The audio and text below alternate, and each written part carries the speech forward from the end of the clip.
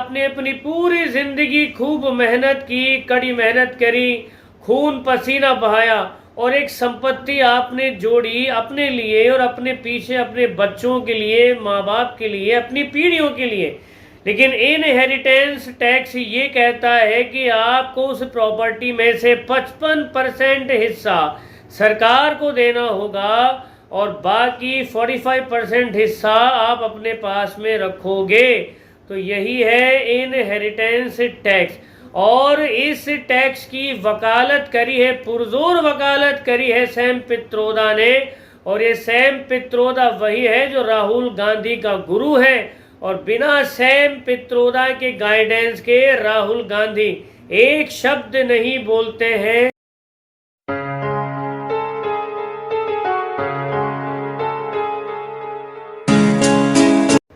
नमस्कार दोस्तों, कांग्रेस का असली चेहरा आखिरकार सामने आ ही गया जब राहुल गांधी ने चुनावी मंच से एक ऐसी बात कही जिस बात को अगर डिकोड किया जाए तो ये बात भारत में रहने वाले नागरिकों, खास तौर से हिंदुओं के लिए कितनी खतरनाक है तो आपके होश उड़ जाएंगे।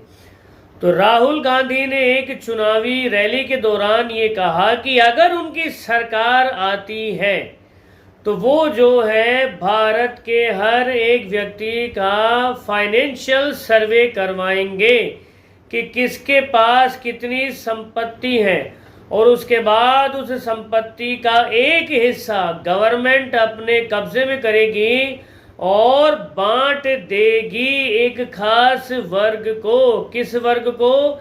जिसके सबसे ज़्यादा बच्चे हैं, वो जो घुसपैठिया है और वो जो कि शुरू से ही कांग्रेस की प्रायोरिटी में टॉप पर है। आप समझ तो गए ही होंगे मैं किसकी बात कर रहा हूँ। जी हाँ, यहाँ राहुल गांधी सीधे सीधे बात कर रहे थे, वो मुसलमानों को हक दे देंगे बाकी भारतीयों का। और जब नरेंद्र मोदी जी ने इस बयान पर उनको घेरा तो यू टर्न लेकर के भागते नजर आए मिस्टर राहुल गांधी। लेकिन कांग्रेस की दिक्कत ये है कि वो एक खड्डा भरती है तो दूसरा खड्डा ऑलरेडी खुदा हुआ मिलता है। तो इसी बीच राहुल गांधी के राजनीतिक गुरु कम्युनिस्ट सैम पित्रोदा ने एक बयान देकर के बवाल मचा दिया है और राजनीतिक पारे को गरमा दिया है। तो राहुल गांधी की उसी बात को जो है वो आगे सटीक रूप में प्रमाणित करते नजर आ रहे हैं। वो ये कह रहे हैं कि भारत में भी इनहेरिटेंस टैक्स लगना चाहिए। क्या है इनहेरिटेंस, आइए जान लेते हैं। दरअसल यूएसए जैसे देश में एक कर सरकार वसूलती है अपने नागरिकों से जिसको बोलते हैं विरासत कर। सपोज कीजिए आपने अपनी पूरी जिंदगी खूब मेहनत की, कड़ी मेहनत करी, खून पसीना बहाया और एक संपत्ति आपने जोड़ी अपने लिए और अपने पीछे अपने बच्चों के लिए, माँ बाप के लिए, अपनी पीढ़ियों के लिए। लेकिन इनहेरिटेंस टैक्स ये कहता है कि आपको उस प्रॉपर्टी में से 55% हिस्सा सरकार को देना होगा और बाकी 45% हिस्सा आप अपने पास में रखोगे। तो यही है इनहेरिटेंस टैक्स। और इस टैक्स की वकालत करी है, पुरजोर वकालत करी है सैम पित्रोदा ने। और ये सैम पित्रोदा वही है जो राहुल गांधी का गुरु है। और बिना सैम पित्रोदा के गाइडेंस के राहुल गांधी एक शब्द नहीं बोलते हैं कहीं पर भी।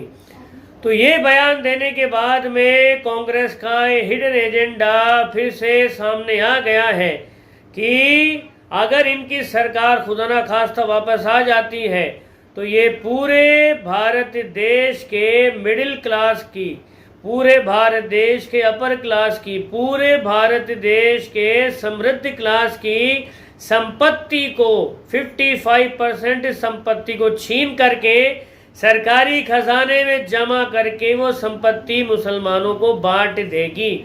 और इसीलिए नरेंद्र मोदी जी ने चुनावी सभा में कहा था कि अगर कांग्रेस वापस लौटती है तो आपके मंगलसूत्र तक को वो बेच खाएंगे।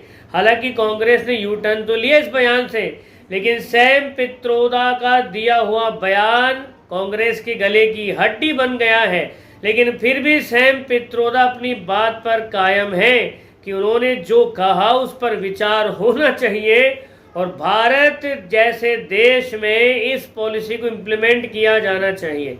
तो वो कांग्रेसी हिंदू जो कांग्रेस को भाई साहब एक ऐसी पार्टी के रूप में देखते हैं जो वाकई में हिंदुओं का विकास करना चाहती है, अपनी आंखें खोलो। ये कांग्रेस पार्टी भारतवर्ष से सनातन का, हिंदुओं का नामो निशान मिटाने पर तुली हुई है। अगर आपकी आंखें अभी भी नहीं खुलती तो आपकी आंखें कभी नहीं खुलेगी। इन चुनावों के दौरान कौन क्या भाषण दे रहा है उसे गौर से सुनिए और अपना वोट देने से पहले एक बार कांग्रेस की हिस्ट्री निकालिए। अगर आप हिस्ट्री नहीं निकाल सकते, डोंट वरी, हम कांग्रेस पार्टी का पूरा इतिहास सीरीज के रूप में आपके सामने लेकर के आ रहे हैं।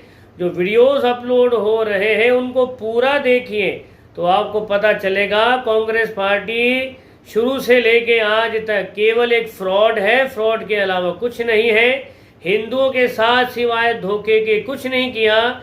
इनकी टॉप प्रायोरिटी में केवल एक ही कास्ट है और वो है सिर्फ और वो है मुसलमान।